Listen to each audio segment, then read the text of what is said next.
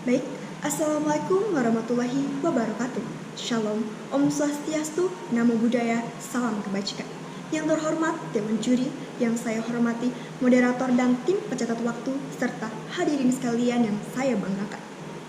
Izin memperkenalkan diri, saya Anita Chaya Fatimah dari tim pemerintah yang tentu saja menyetujui mosi perdebatan kita pada kali ini, yakni Dewan ini percaya bahwa apatis terhadap politik merupakan sikap yang tidak bermoral. Bertolt Brecht pernah mengatakan, buta yang terburuk adalah buta politik.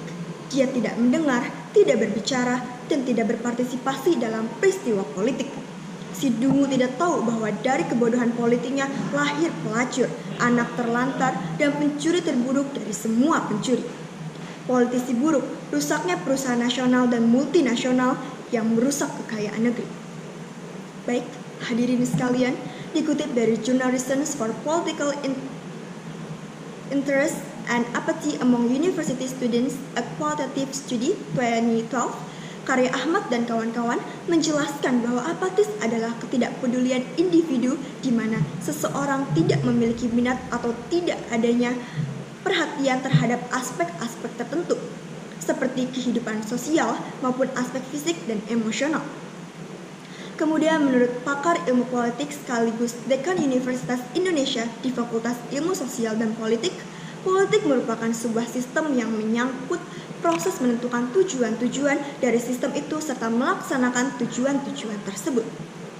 Lalu pengertian moral dalam Kamus Psikologi Chaplin tahun 2006 dituliskan bahwa moral mengacu pada akhlak yang sesuai dengan peraturan sosial atau menyangkut hukum atau adat kebiasaan yang mengatur tingkah laku.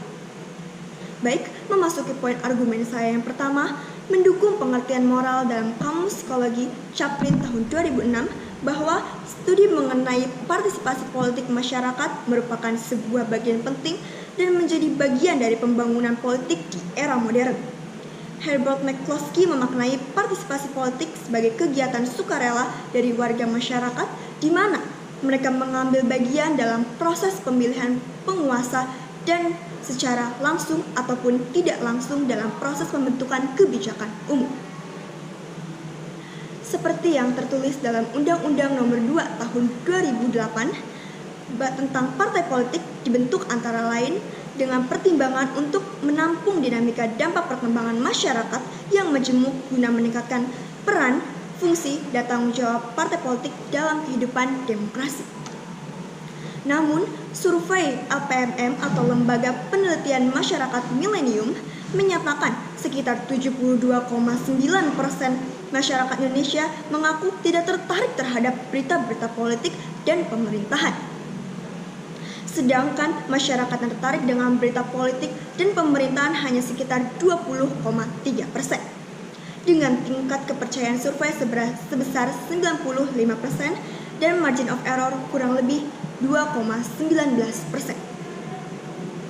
Bahkan publikasi survei terbaru dari SMRC atau Saiful Mujani Research and Consulting juga menunjukkan data apatisme publik terhadap politik.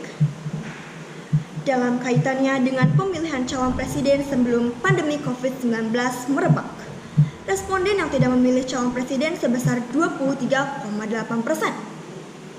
Pada Desember tahun 2020, presentasinya naik menjadi 31,5%. Baik Dewan Juri yang terhormat, memasuki poin argumen saya yang kedua, Wakil Ketua DPR RI, Koordinator Bidang Politik dan Keamanan atau Karpolkam, Fadlizon, menyatakan bahwasannya politik tidak bisa dipisahkan dari kehidupan. Karena politik itu menentukan masa depan bangsa.